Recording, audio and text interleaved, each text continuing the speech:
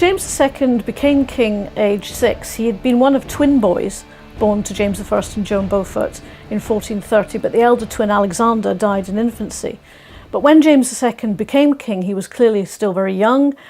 His mother was initially put in charge of looking after him, but of course the faction fighting and the internal politics of the minority meant that we have a lot of tales of James being sort of marched from pillar to post and being basically used as a political pawn to a certain extent. There was this kind of battle of who controls the king, controls Scotland, and so much bloodshed that he actually witnessed personally that was done in his name.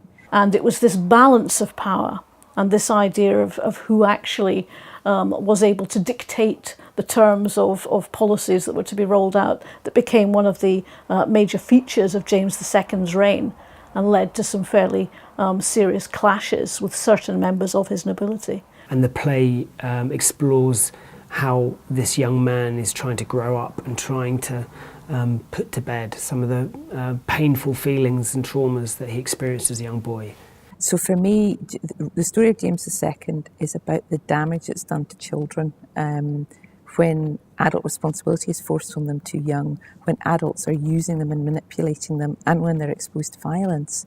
What they have to do to overcome that, to break the chains of that manipulation, and that's what's really appealing to me, to see that struggle and to see James, for instance, he's just wanting to be a kid, he's just wanting to enjoy himself.